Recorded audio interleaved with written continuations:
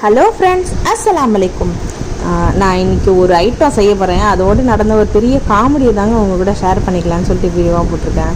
Actually இது வந்து பிரியாணி அரிசியில் தான் வந்து முத்தஞ்சன் செய்யணும்னு சொன்னாங்க. சரி வாங்கி நல்லா வாஷ் பண்ணி கழுவி ஊற வச்சுட்டு பால் குண்டானில் போட்டு என்னடா இவ்வளோ பெரிய குண்டான நாங்கள் எது செஞ்சாலும் கொஞ்சமாக செய்ய மாட்டோம், கொஞ்சம் நிறைய தான் செய்வோம்.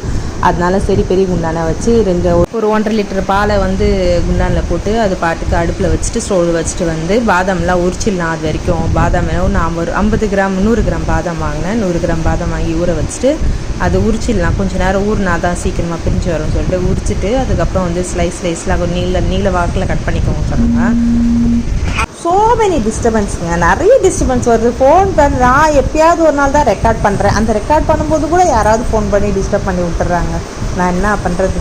என்ன பேச வந்தேனே மறந்து போயிட்டு திருப்பி ஃபஸ்ட்லேருந்து எல்லாமே பேச வேண்டியதாக இருக்குது. அப்புறம் முந்திரி அதே மாதிரி நிலமாக கட் பண்ணிக்கிட்டேங்க. இது கட் பண்ணி வச்சுட்டு அதுக்கப்புறம் நான் வந்து பால் எவ்வளோ சூடாக இருக்குது என்ன ஆச்சுன்னு சொல்லிட்டு பார்க்கறது போனேன். நல்லா கொதிச்சு இருந்தது பால்.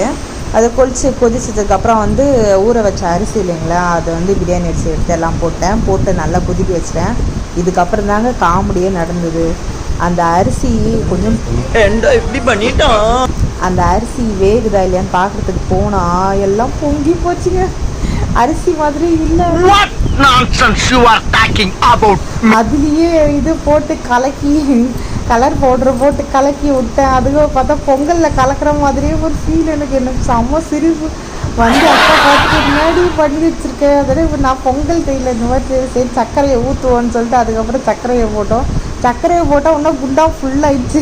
திருப்பி குண்டாவை மாற்றி அதுக்கப்புறம் மில்க் மேடு அதுக்கப்புறம் ஸ்வீட் கோவா அதெல்லாம் போட்டு நல்லா கலக்கணும். ஆனால் டேஸ்ட்டெல்லாம் செம்மையாக இருந்தது. ஆனால் என்ன நம்ம வீட்டுக்காக செய்ய சொன்னால் அக்கா சொல்லிக்கிட்டு வீட்டுக்காக செய்ய சொன்னால் நீ வந்து நிச்சயதார்த்தத்துக்கே செஞ்சு வச்சுருக்க அப்படின்ற மாதிரி கிண்டல் பண்ணிட்டே இருந்தாங்க. அவங்க ஃபுல்லாக செஞ்சு வச்சுட்டு அதுக்கப்புறம் கடாயில் நெய்யை போட்டு அதில் முந்திரியும் அந்த பாதாமையும் போட்டு நல்லா வறுத்து விட்டுட்டேன். நல்லா கோல்டன் கலர் வறுத்த அப்புறம் அதில் போட்டு ஒரு கிளக்கிட்டு பார்த்தா நல்லா செம்மையாக இருந்தது. அந்த ஸ்மெல்லுக்கும் அதுக்கும் செம்மையாக இருந்தது. நான் இவ்வளோ நிறைய செஞ்சது கிடையாது. இதுதான் முதல் தடவை ட்ரை பண்ணும்போதே 1.5 லிட்டராக போட்டு செஞ்சது. இதுதான் முதல் தடவை செஞ்சு பார்த்தேன். செஞ்சதெல்லாம் முதல்ல சாப்பிட்டு பார்க்கணும் எப்படி தான் இருக்குது டேஸ்ட்டுன்னு சொல்லிட்டு.